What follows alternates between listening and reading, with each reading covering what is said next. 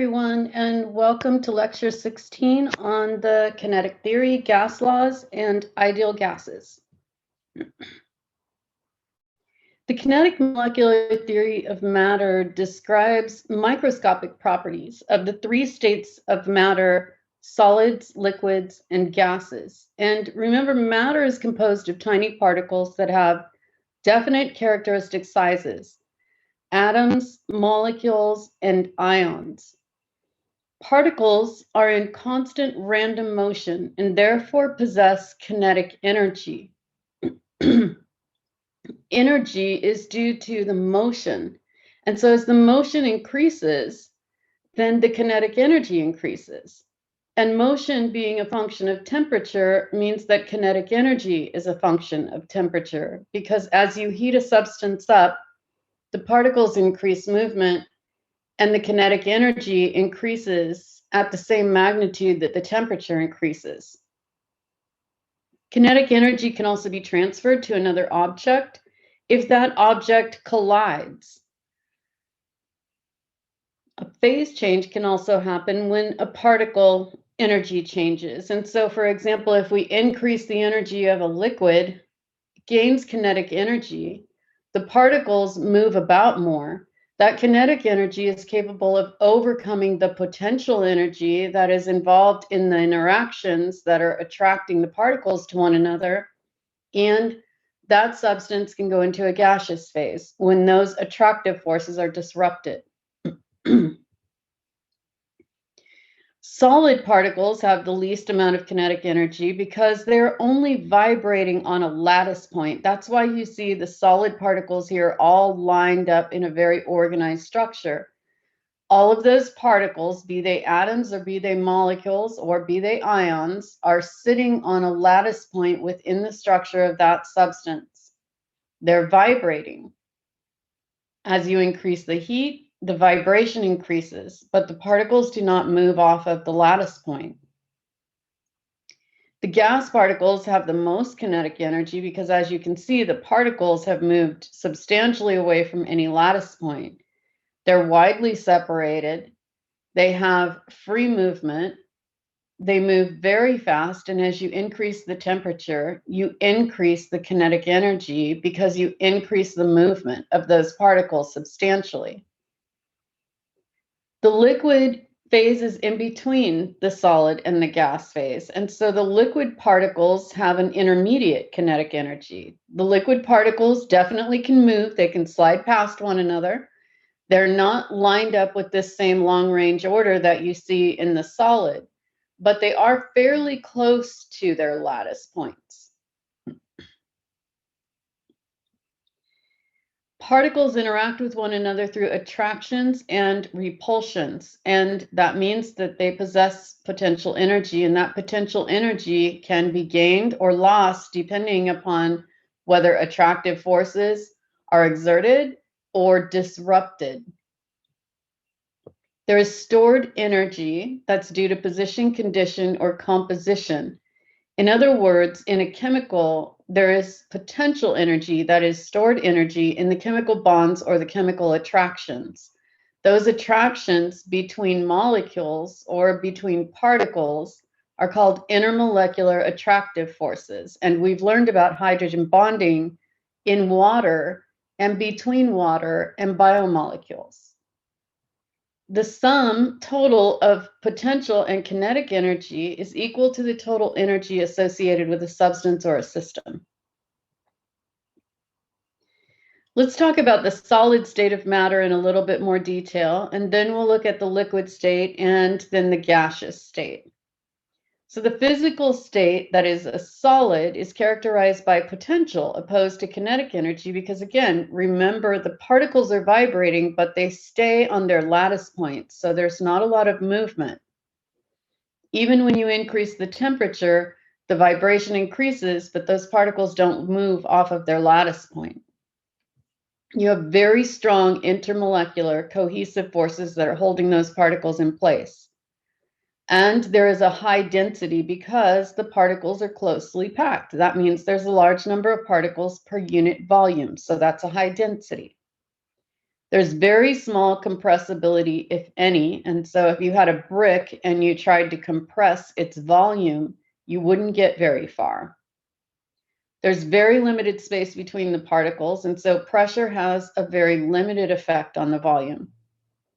There's a very, very tiny thermal expansion. If you increase the temperature, you do increase the kinetic energy, but there is limited volumetric expansion associated with that temperature increase. The liquid state of matter is characterized by both potential and kinetic energy because those particles do not sit directly on their lattice point. These particles can move past one another, so they can move a little bit away from their lattice point. Molecules in a liquid are in constant random motion, and there is a high density because the particles are still close together. They're closely associated. They're not tightly packed, and they're not rigidly adhered, but they are closely associated with one another. There are still a large number of particles per unit volume, not quite as many as a solid, but very similar. So there's very small compressibility. If you think about filling a water bottle, a plastic water bottle, to the very top, and then putting the lid on it, twisting the lid on it, if you filled it to the very top, you'll see as you twist the lid on that some water is expelled from that bottle. That's because there's very small compressibility associated with the liquid. There's limited space between the particles, and pressure has a limited effect on the volume. There's a small amount of thermal expansion. If you increase the temperature, then you increase the kinetic energy. So think about putting a beaker on a Bunsen burner, turning the Bunsen burner on, turning a flame on the Bunsen burner, and then letting that water come to a boil. If you filled the beaker to the very brim or even just below the rim, then the water will boil over. That's because you have thermal expansion. The gaseous state is characterized by kinetic opposed to potential energy. And that's because the gaseous particles are far apart, they freely move around, and increasing the temperature is going to increase the kinetic energy and the movement of the particles greatly. Gases have this indefinite volume and indefinite shape, and that high kinetic energy disrupts the intermolecular attractive forces between those particles. Very low density because they're widely separated, so there are a low number of particles per unit volume. That means you have a very large compressibility. And so we can take the volume of a gas and compress it substantially. There's an abundance of empty space between the particles, and so the applied pressure will easily push those particles together to decrease the volume. There is moderate to large thermal expansion. This is why we can have explosions. You increase the temperature, you increase the kinetic energy, and you increase the volumetric expansion. This is why balloons that are floating, when you heat them up, the volume gets bigger and bigger until either the balloon explodes or the balloon can handle the volume and it will rise. We need to talk a little bit about how the kinetic molecular theory applies to real gases and applies to ideal gases. The application of assumptions associated with the kinetic molecular theory allows us to do calculations in a much more simplistic way than we would otherwise have to if we were doing calculations of real gases. In a real gas, the paths, as you see in this diagram, curve. As one particle passes close to another, they either attract or repel one another. The little asterisk that you see here, here's one asterisk, here's another one, there are some others, are due to the gases being really close at those points. The curved paths cause a real gas to take longer to collide with container walls than if you had straight pathways. And so there's a slight reduction in pressure of a real gas compared to an ideal gas, and we'll talk about ideal gas pathways in just a minute. A real gas has an abundance of particles, so the particle volume is not negligible. In other words, When we look at a real gas, there's enough particles there that we're going to call the volume of the gas based on the volume of all of the particles together. We do this a little differently with an ideal gas that simplifies things. So with an ideal gas, the particles move in straight lines because our assumption is that attractive and repulsive forces do not exist, and therefore we're not considering them. An ideal gas collides more frequently with the container walls because the ideal gas particles are moving in a straight pathway. So the curves don't increase the distance that they need to travel. And therefore, they hit the internal walls of the container more often. And this is a slight increase to the pressure.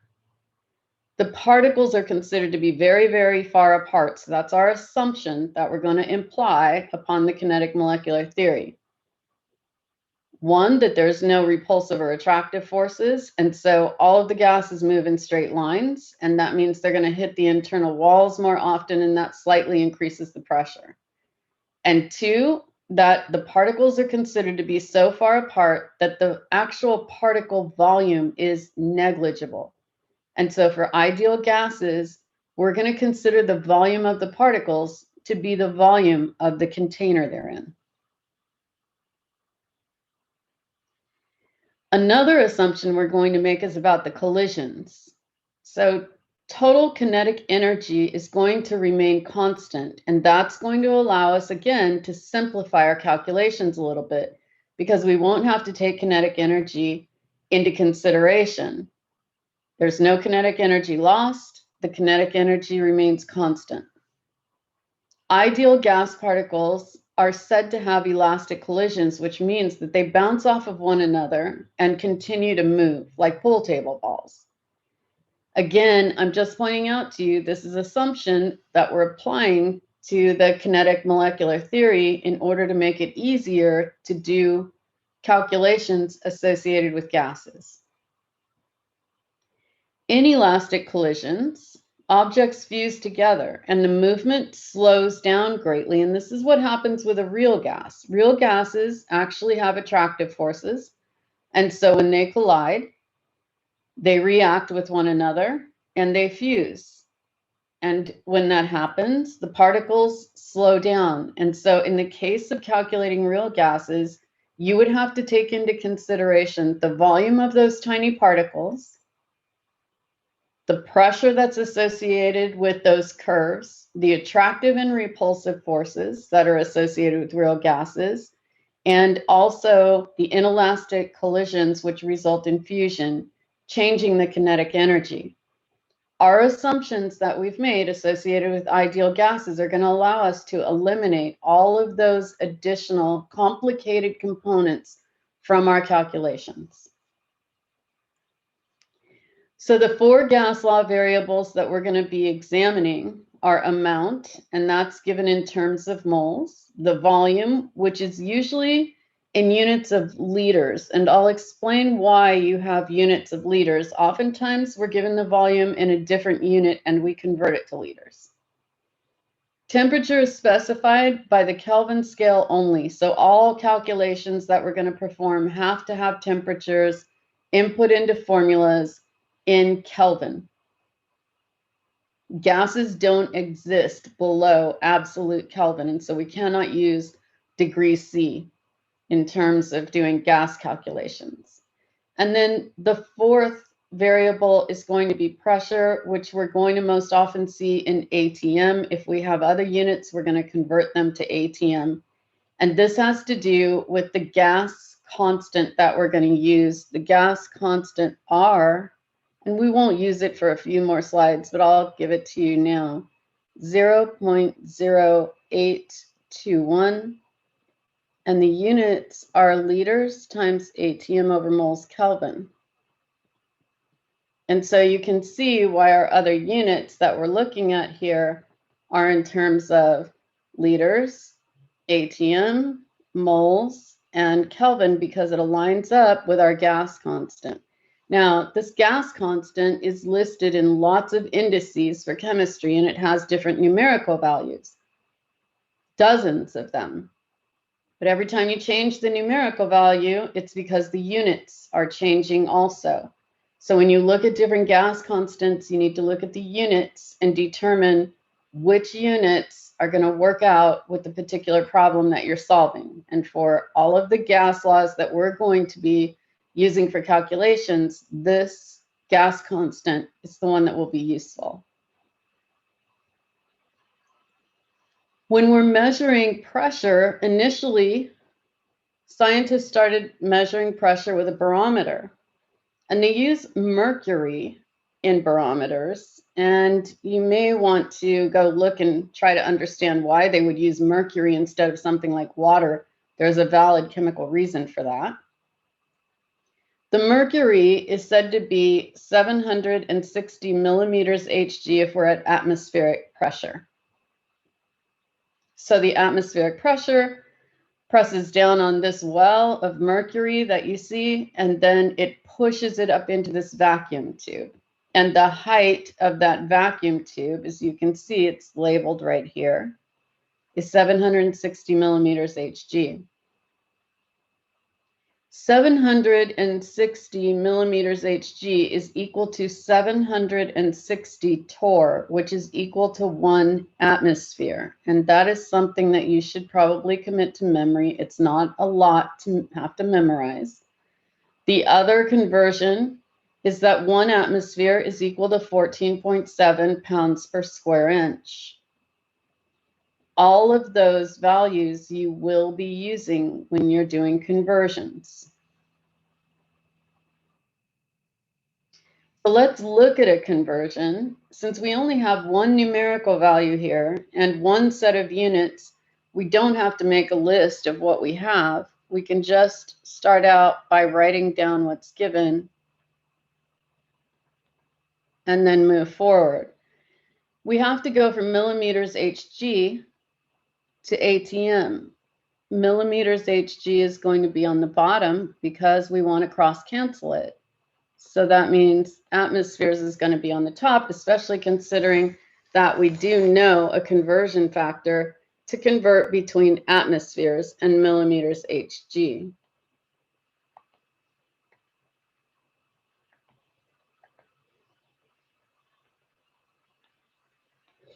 So that is 1 atmosphere is equal to 760 millimeters Hg.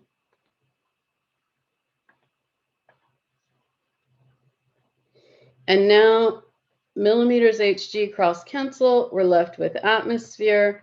Since we have 475 millimeters Hg, and we know that 760 millimeters Hg is 1 atmosphere, we're expecting to have maybe 30% less than 1 ATM, or approximately.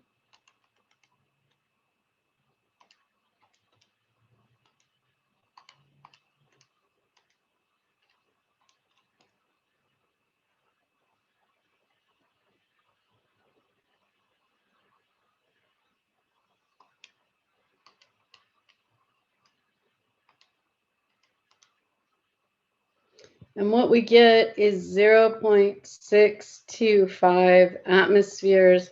And that makes sense because that's around 30% less than 1. Now, if we take care of our significant figures, there are 3 significant figures in our 475 millimeters Hg. That's the only value that we have. So we have 3 significant figures in our answer. And so we're good. Let's work out another example.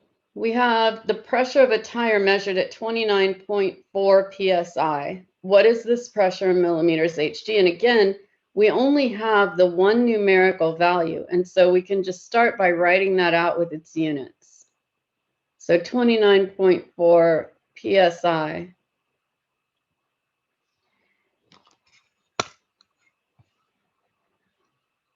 We know that in our conversion, we're going to put psi on the bottom, and we want millimeters Hg. So the question is, can we convert directly from psi to millimeters Hg? Well, we know that 14.7 psi is equal to 1 atmosphere.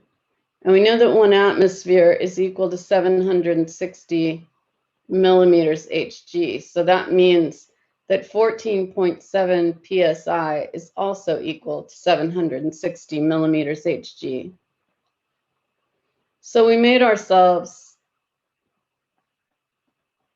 a conversion factor that we can use to go directly from psi to millimeters Hg.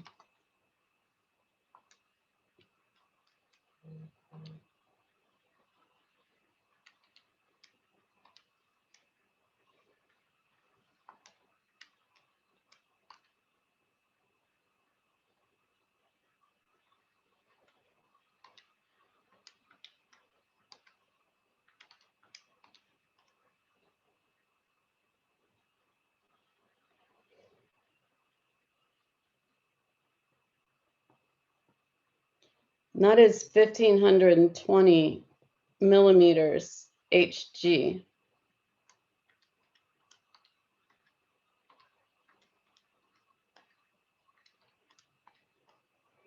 And now what we need to do is check our significant figures. And so we have 3 significant figures in our only data value that was given, and 3 significant figures in 1,520 millimeters Hg.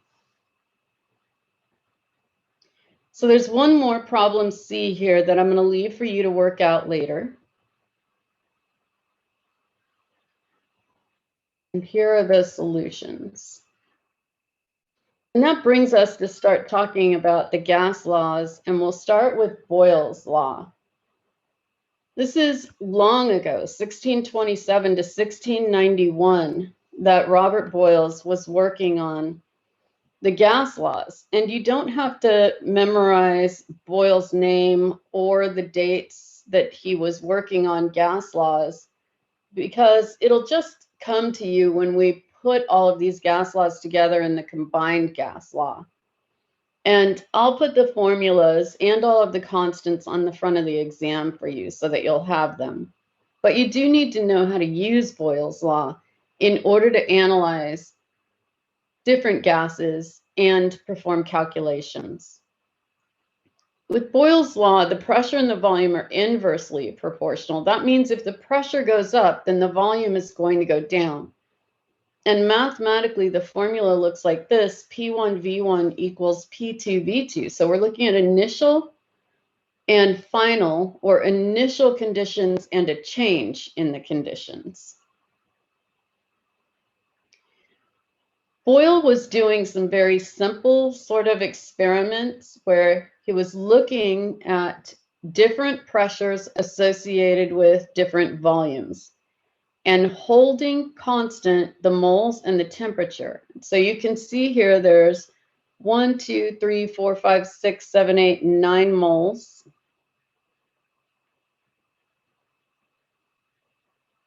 And in the second panel, 2, 4, 6, 8, 9 moles. And also in the third panel, again, 9 moles. And the temperature in each case is 298 K.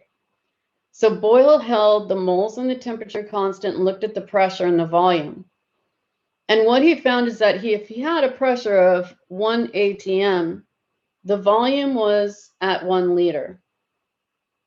If he increased the pressure to 2 atms, then he cut the volume in half.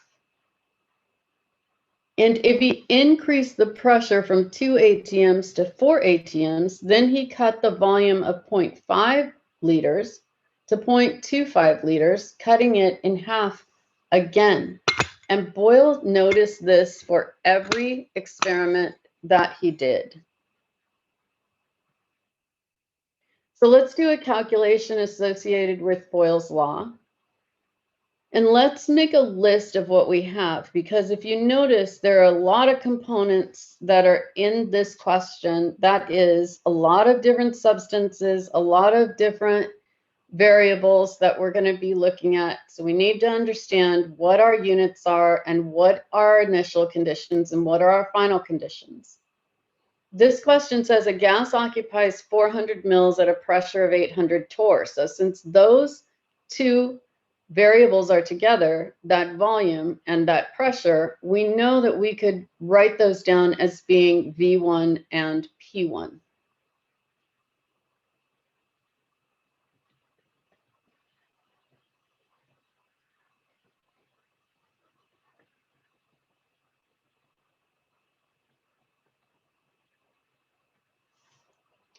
If the volume is compressed, so that's the change. We're compressing the volume to 200 mils, so that's V2. What is the final pressure of the system? And so we're after P2. And now let's evaluate what our units are. So for both of our volumes, we have mils. And so we know that with P1, V1 P1 equals V2 P2, and that is Boyle's law. When we're dividing, those units are going to cross cancel. So the fact that we have mils in both cases is fine. And then our pressure is in torr, which means that our P2 is going to be in torr. We'll leave it in torr unless the multiple choice exam we're looking at has the units in something other than torr. So let's start plugging in. Our V1 is 400 mils. Our P1 is 800 torr.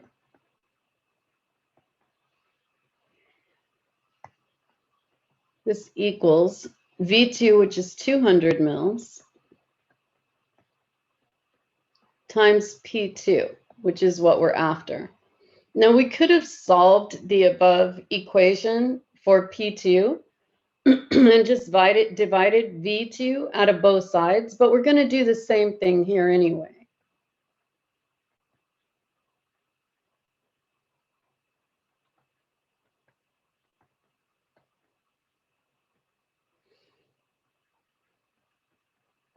So P2 is equal to 400 times 800 divided by 200, which is 1600. That's 4 times 8 is 32.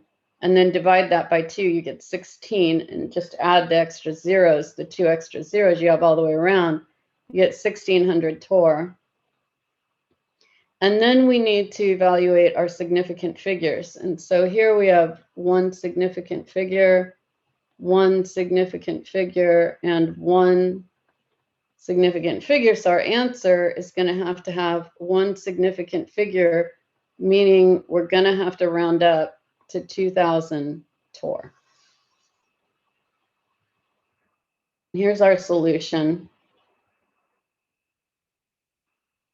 And let's look at Charles' law. So Charles was looking at things like hot air balloons that other scientists were working on. And Charles found that volume and temperature are directly proportional. In other words, if you hold the moles and the pressure constant, then if the temperature increases, the volume has to increase by an equivalent magnitude. And Charles was looking at, again, at hot air balloons that other scientists were putting together and was making determinations about the temperature of the air below the helium cell that had helium gas in it, and whether or not he could get lift on the balloon and how much lift he could get on the balloon. And the lift on the balloon at that time was dependent upon the volume that the balloon would take on when the gas was heated. He also did some very simple, provocative little experiments where he closed a syringe, put it into a beaker, and then heated the water. As he heated up the water bath, what happened is the syringe opened up because the gas that was in that small opening of the syringe increased kinetic energy. The particles started to move around a lot. They bounced off the internal walls of the syringe and began to open it up.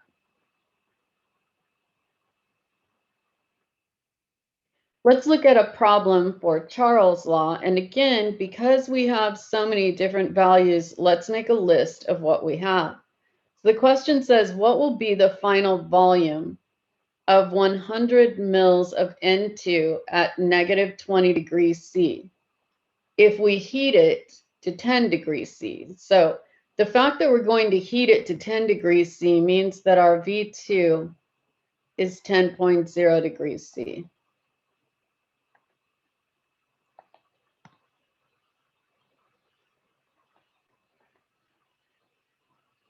That means our V1 has to be the 100.0.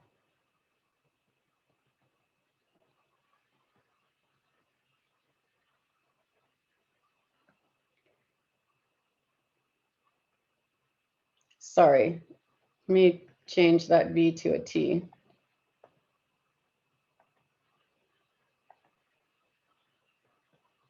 T2. So that means that our 100 mils has to be our V1. We're after the final volume, so we're after V2. And then our T1 is negative 20 degrees C.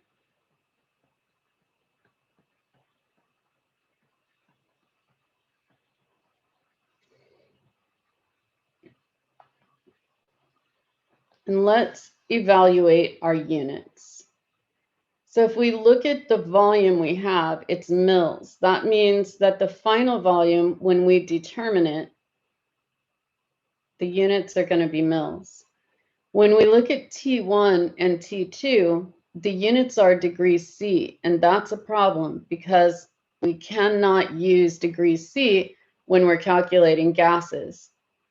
We have to use Kelvin. So we're going to add 273 in both cases.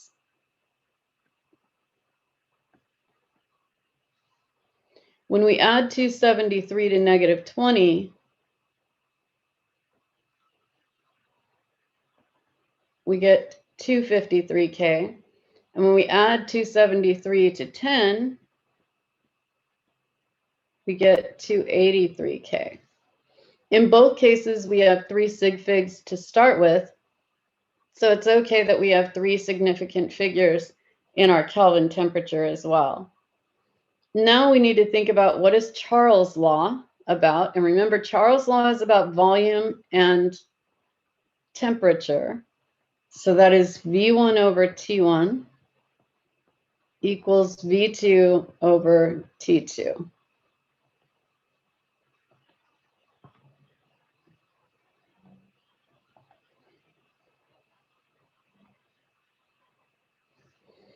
And let's just start plugging numbers in. So V1 is 100.0 mils. And T1 is 253K.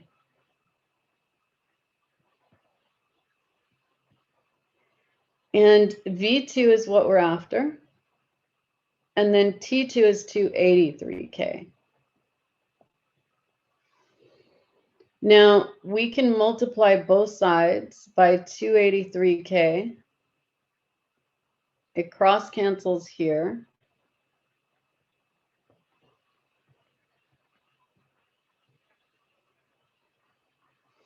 And that isolates V2, which is what we're after. So now we just do the math.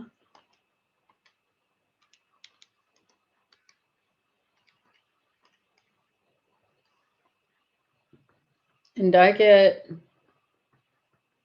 111.8577075.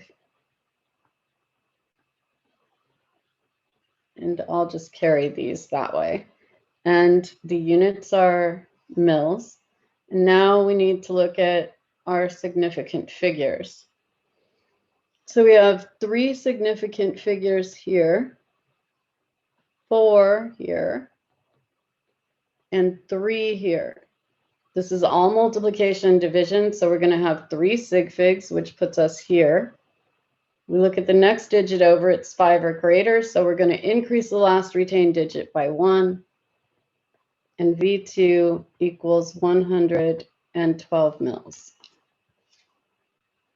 And here's the solution.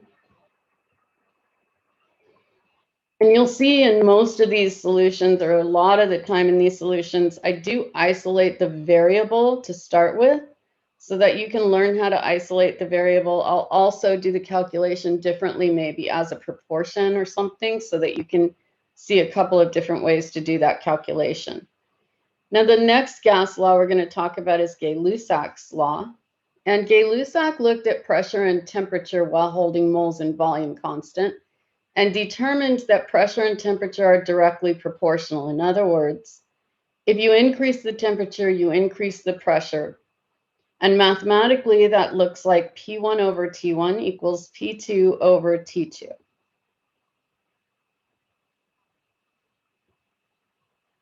So let's solve a problem using Gay-Lussac's gas law. And let's just start by writing down what we have. So we have a gas at 25 degrees C and 1.15 atm. So that makes it very easy to see that T1 is 25 degrees C and P1 is 1.15 atm. The question says, then its pressure changed to 1.35 atm. So again, pretty straightforward that that is P2. What is the final temperature of the gas? And so we're looking for T2, and we're looking for T2, and let's just accentuate this a little bit in degrees C, because we know that we have to convert to Kelvin to do the calculation, which means we're going to have to convert back to degrees C in the end, and we don't want to forget.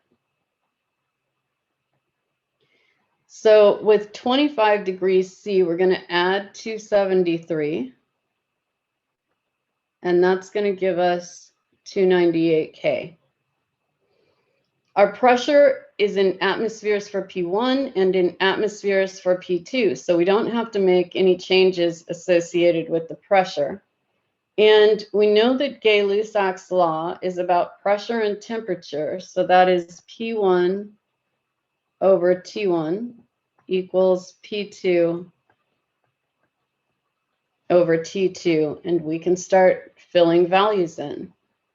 P1 is 1.15 atmospheres, and T1 is 298 K. That equals P2, which is 1.35 atmospheres, over T2, which is what we're looking for. And now we can solve for the left side.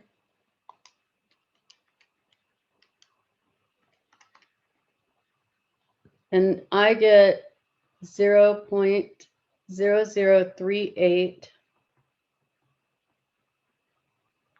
5906. And remember, on the left side, that's going to be atm over Kelvin. And then we still have 1.35 atm over T2. We multiply both sides by T2. It's gone over here. And now to isolate T2, we're going to divide 0.0038 5906 out of both sides.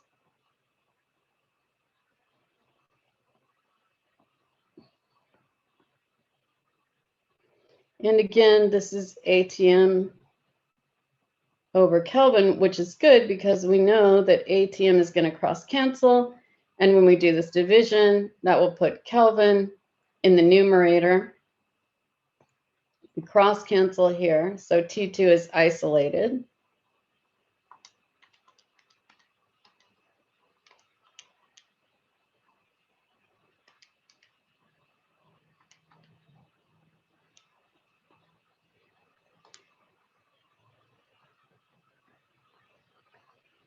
I get 349.826 1, 2, 3, 5. And this is Kelvin. And remember, back up at my question here, I'm after degree C. So in order to get from Kelvin to degree C, I have to subtract 273. And I get 76.826. And I'm not going to go further than that really, because I know that I have less significant figures than that.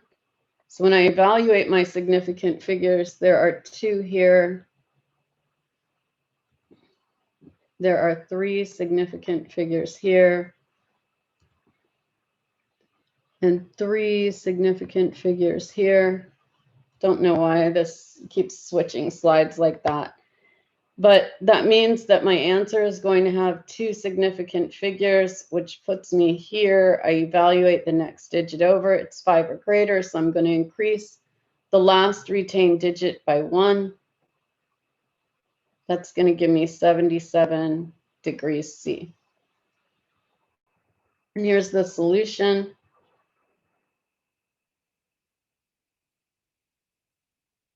And now let's look at a method we can use to combine all of these gas laws so that we don't have to remember all the different gas laws. We could actually even add Avogadro's law here.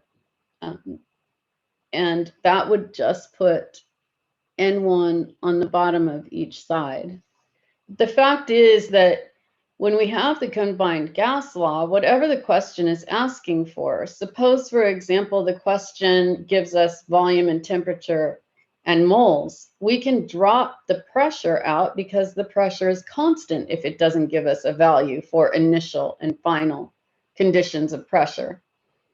Suppose they don't give us initial and final conditions for moles and volume, then we drop them directly out and we only have pressure over temperature. So whatever variables they give you, you keep them with the combined gas law, and whatever variables they don't give you can just drop out. So let's look at a problem of the combined gas law. And let's write down what we have. It says a sample of helium gas has a volume of 0.180 liters. So let's just make that V1.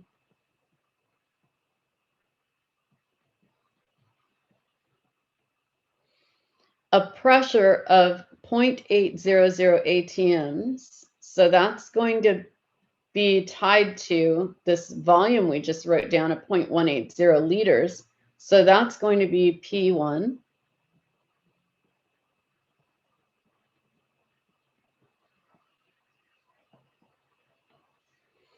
And a temperature of 29 degrees C.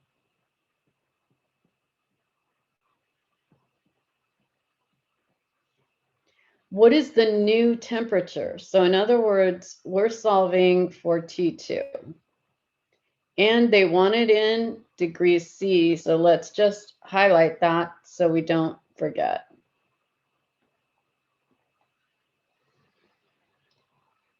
The gas will have a volume of 90 mils. So V2 is 90.0 mils. And a pressure of 3.20 atm. So P2, 3.20 atm. And now we're going to evaluate our units. So in this case, we have liters. In this case, we have mils. We can change either one. We can change the liters to mils or the mils to liters. If we change the mils to liters, mils go on the bottom, 1 by the prefix, liters go on the top, 1 times 10 to the minus 3. That gives us 0.0900.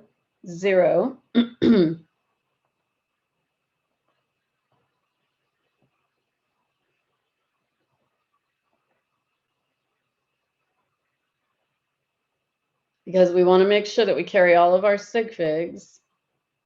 and now this is liters.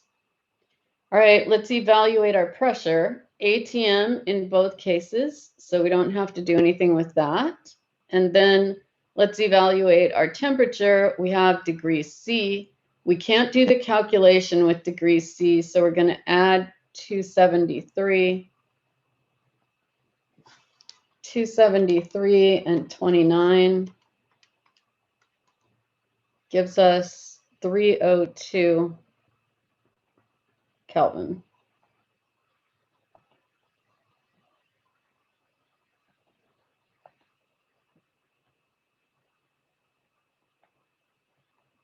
Okay, and now we're ready to start plugging things in. The combined gas law is V1 P1 over T1, and we can leave out the moles because there aren't any moles here, but we do have volume, pressure, and temperature. Moles are constant, or they would have given us a value for moles, so we're going to leave them out. V2 P2 over T2. And we can either solve for T2 right now, and I do that on the solutions. So I'm going to show you how to just plug in the numbers. So we have V1, 0.180 liters. P1, 0.800 ATM. Over T1, which is 302 Kelvin.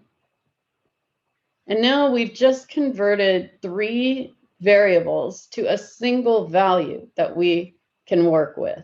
So for some students, it's going to be easier to do the calculation this way. And it doesn't matter to me if you solve for the variable first or if you plug the numbers in first. Whichever way is easiest for you to get to the answer is fine.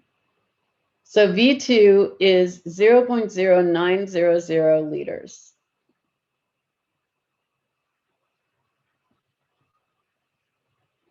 And then P2 is 3.20 ATM.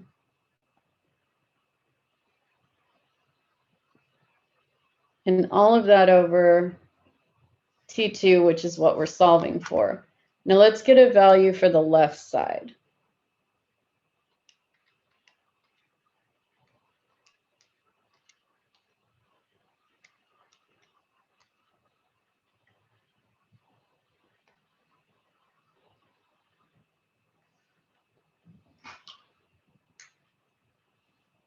I get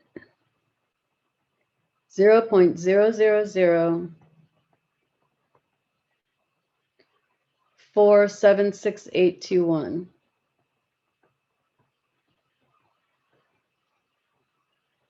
And then let's get a product for the top.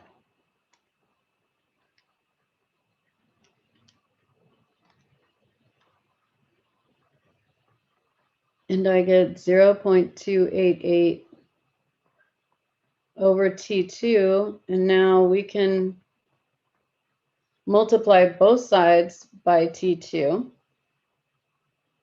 And then to isolate it, we'll divide 0.000476821 out of both sides.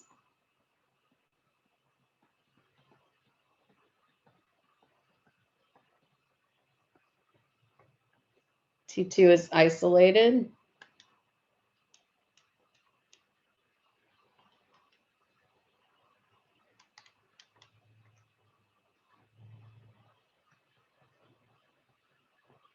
And I get 604.000. I'll go a little bit further. But what I know is that this temperature is Kelvin, and the question is asking me for degrees C. So I need to subtract 273.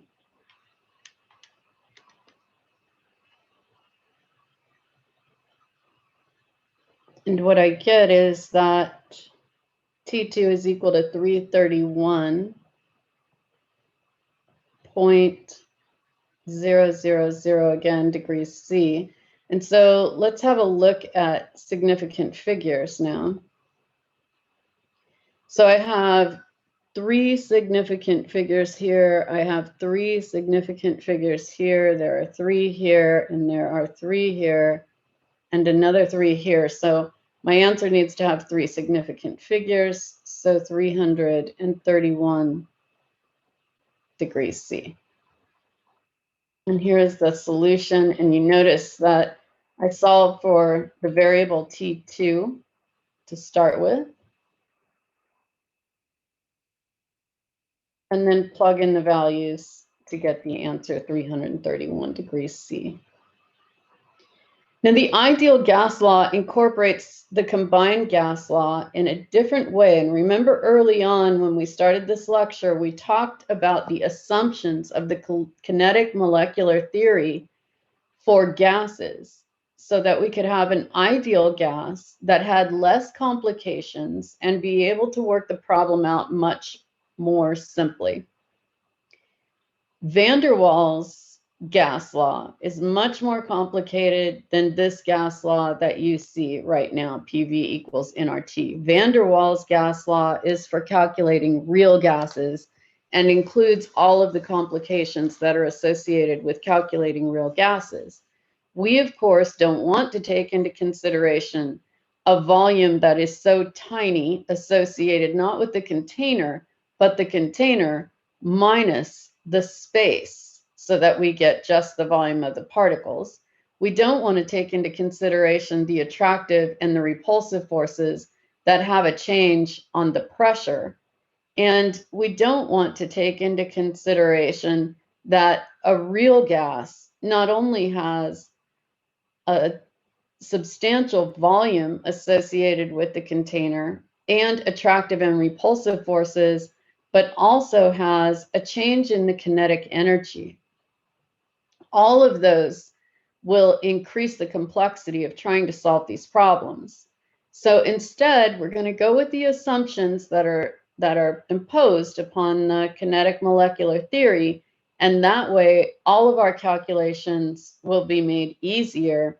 The only extra component we need to think about now is R, and that's the gas constant, 0.0821 ATM liters over moles Kelvin. And I know I said liter ATM. It doesn't matter whether you say liter ATM or ATM liter. It's a product over moles Kelvin. So let's solve a gas law problem here. The question is asking how much N2. So right away, we know that this question is asking us for moles of N2. To fill a small room with a volume of 960 cubic feet, and they were nice enough to give us the volume in liters. So we didn't have to do the conversion. And they give us the pressure at 745 millimeter Hg.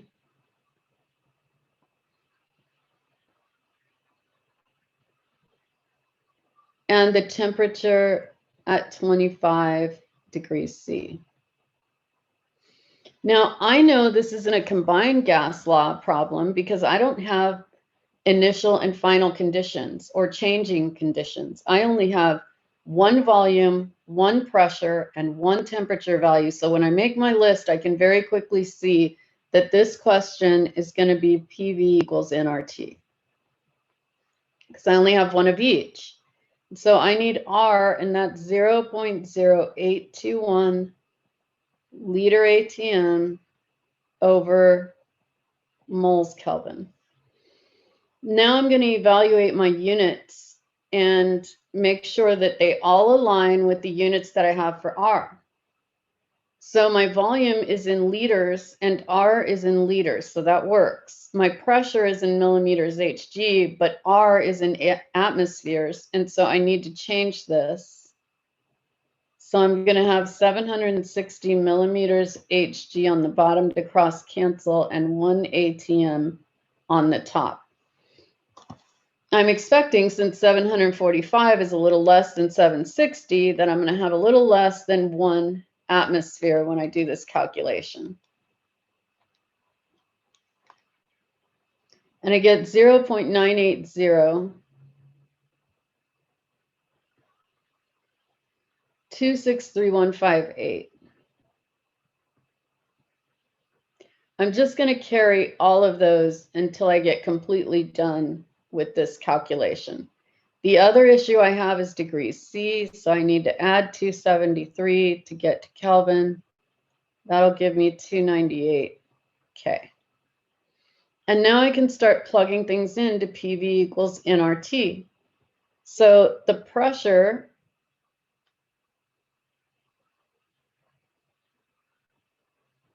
zero 0.980263.158.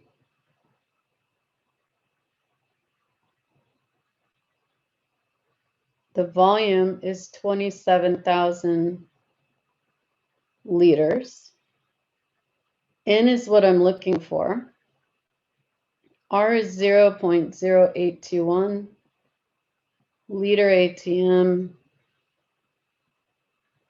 over moles Kelvin. And then my temperature is 298 K. Kelvin is going to cross cancel over here. And of course, I'm going to be dividing this value out. Sorry.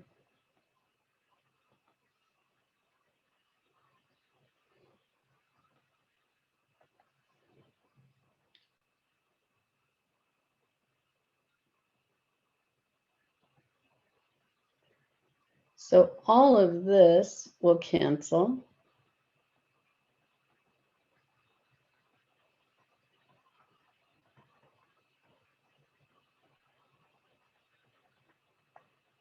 When I divide it out on the other side, the gas constant and 298 K, I can see now liters canceling, Kelvin canceling, and atmospheres canceling. And because moles is in the denominator of a denominator, that is going to be in the top, and that's what I want because that's what I'm after. So I just do the math.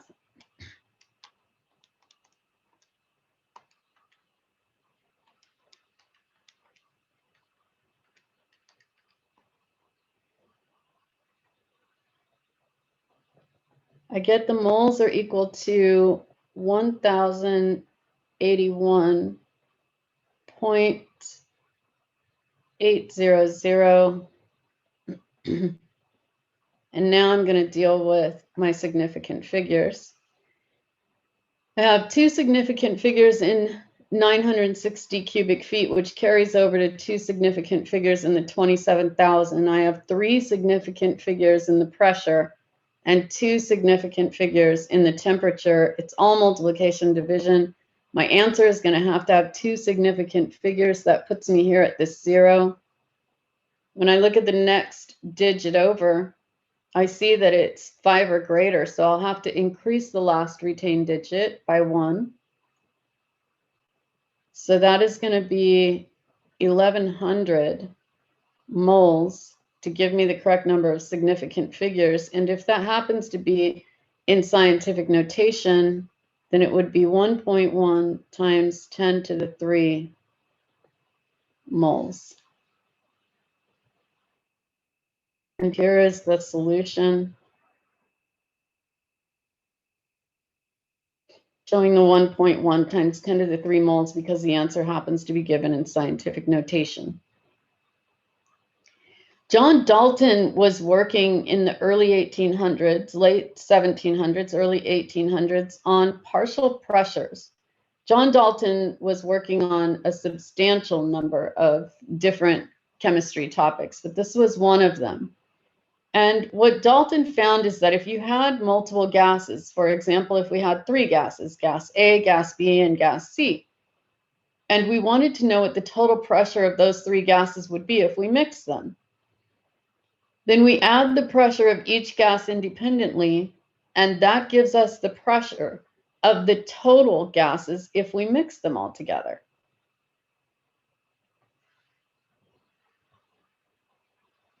So Dalton was doing simple little experiments like the one that you see here on the screen. And he was holding the temperature constant in all cases, and he was holding the volume constant in his flask in all cases. And what he found is that if he had 0.010 moles of N2, that the pressure of that gas was measured at 186 millimeters Hg. And if he had 0.0050 moles of O2, that the pressure of that oxygen gas was measured at 93 millimeters Hg. When he would add those two together, he got 279 millimeters of Hg. When he put 0.010 moles of N2 gas into a 1 liter flask at 25 degrees C and then added 0.0050 moles of O2 gas to that same 1 liter flask at 25 degrees C and measured the pressure, the measurement was 279 millimeters Hg. In other words, the same pressure that he had calculated by adding the individual pressures of the two gases. So given the following data, let's calculate the total pressure of air. So we know in air that the percentage of nitrogen is 78.08, the percentage of oxygen gas is 20.95, the percentage of argon is 0.94, and the percentage of carbon dioxide is 0.03%. That gives us a partial pressure for N2 of 593.4 millimeters Hg, a partial pressure of oxygen gas of 159.2 millimeters Hg, partial pressure of argon of 7.1 millimeters Hg, and for carbon dioxide, 0.2 millimeters Hg. So if we add those together, what do we get for the total pressure of this system?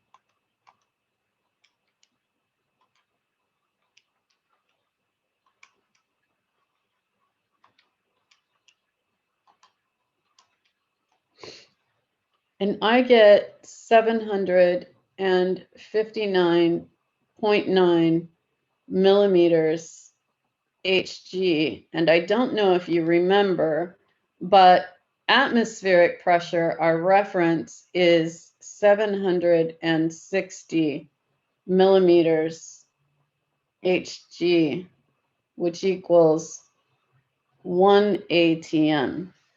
That's our reference atmosphere. And so this total gave us exactly what was expected. And here's the solution for that calculation. And that wraps up our lecture on gases.